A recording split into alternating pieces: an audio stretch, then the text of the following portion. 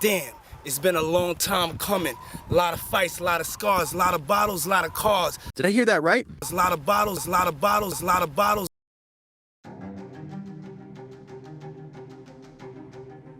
This past week became a historic moment in celebrity culture because Netflix released a 4-part documentary called Sean Combs: The Reckoning. Within hours, it completely reshaped how the world views Sean Diddy Combs. Not because he is already in federal prison, not because he was already convicted, but because the documentary finally connects every rumor, every lawsuit, and every unanswered question into one complete story that spans over 3 decades of fame, influence, power, and silence.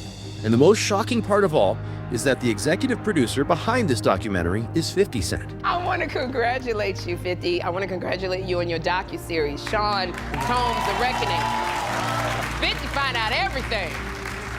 Now, because this is a lot of the personal footage of Diddy. It shocked a lot of people. For years, 50 Cent publicly mocked Diddy, hinted about dark stories behind the scenes, and joked about scandals long before they ever reached the public. Most people assumed it was just trolling, rap beef, or internet humor.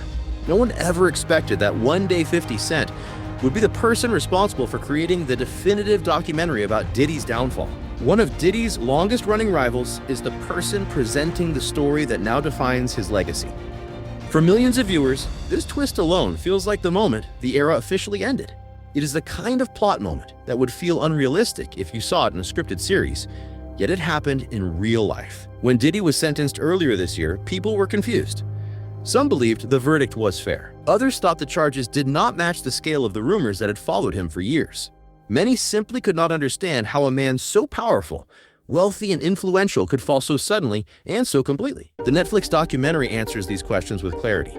It fills in 20 years of missing context and explains how the behavior described by so many witnesses could go undiscovered and unchallenged for so long. Suddenly, moments in Diddy's career that once seemed random or confusing start to make sense when viewed through the timeline that the documentary presents. The documentary does not build up slowly. It begins immediately with the allegations that defined the trial and the stories that people whispered privately for decades. The first thing viewers notice is how many different people describe similar patterns of behavior. Bodyguards, assistants, former friends, industry insiders, and individuals who say they were invited into Diddy's private world. They all describe the same type of events, what they call freak-off gatherings. These were not normal parties. They were orchestrated, controlled, and fueled by substances. The details change depending on who is speaking, but the structure is nearly identical across every story. People being pressured to participate, assistants being ordered to record, environments created around Diddy's desires. The consistency is what makes these segments so intense. These individuals do not know each other. They come from different years and different parts of Diddy's life, yet the patterns they describe line up almost perfectly. For viewers, this is the moment the documentary fully grabs their attention, because when unrelated voices repeat the same structure, the story becomes almost impossible to ignore.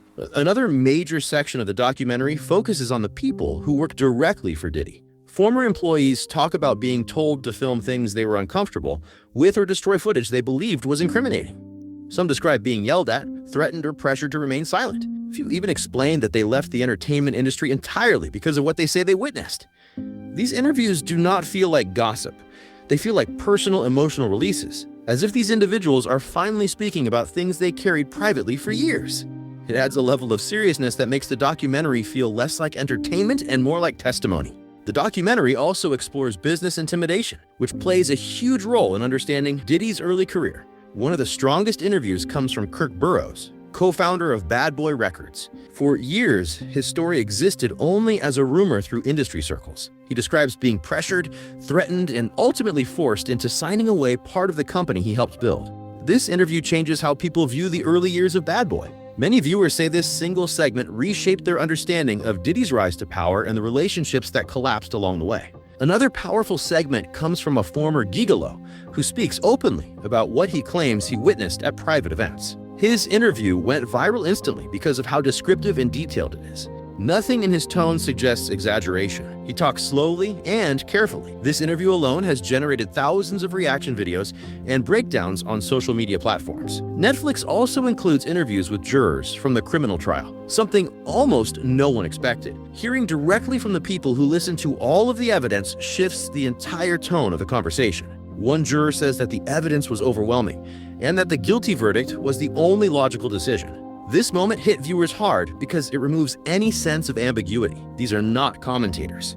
They are the people who decided the verdict. One of the most talked about sections of the documentary is the never-before-seen footage of Diddy in the final days before his arrest. Viewers see him pacing through hallways, making anxious phone calls, talking in circles, and showing frustration and stress. It is raw and unedited. It shows a man who knows the situation is closing in. For decades, Diddy presented himself as untouchable, confident, in control. This footage reveals a completely different version of him. Many viewers say that these scenes were the exact moment they realized the story was truly over. The documentary also answers the question that most people have asked for years. How did this stay hidden for so long? Interviewees explain that Diddy was protected by 4 massive systems. The first was non-disclosure agreements and private settlements, which prevented many accusations from ever reaching the public. The second was industry silence. The entertainment world in the 90s and early 2000s was built on loyalty and fear. If you spoke against someone powerful, your career could end instantly. The third shield was money and influence.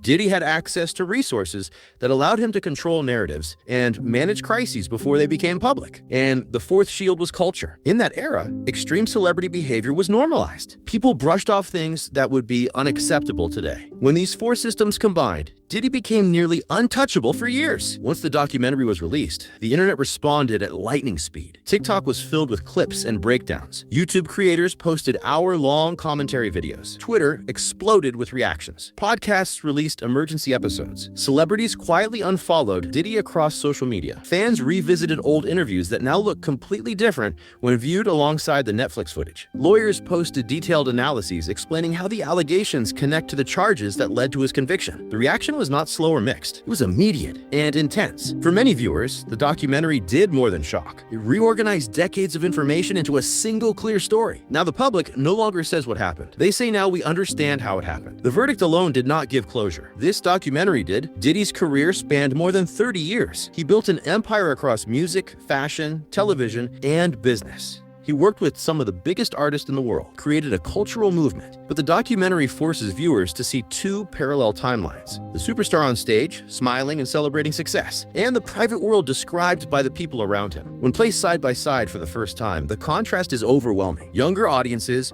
who did not watch Diddy's rise in real time now see him only through the lens of the reckoning. For them, the scandal is not a part of his legacy. Older audiences who grew up with Bad Boy records are now revisiting their memories with a completely different understanding. For many people, this documentary permanently redefines everything they thought they knew. What makes the documentary even more powerful is the timing. Diddy is already in prison. There are no interviews where he can defend himself, no press conferences, no social media posts to redirect the narrative. For the first time in his career, he has no control over the story. And Netflix released a documentary that puts everything into one clear timeline without interference. That is why people call this the final nail. It arrives at the exact moment Diddy has no voice left to reshape what the world sees. This is not just a celebrity downfall. It is one of the most dramatic collapses in entertainment history. A man who was once one of the most powerful figures in music is now behind bars while the world dissects his past with complete transparency.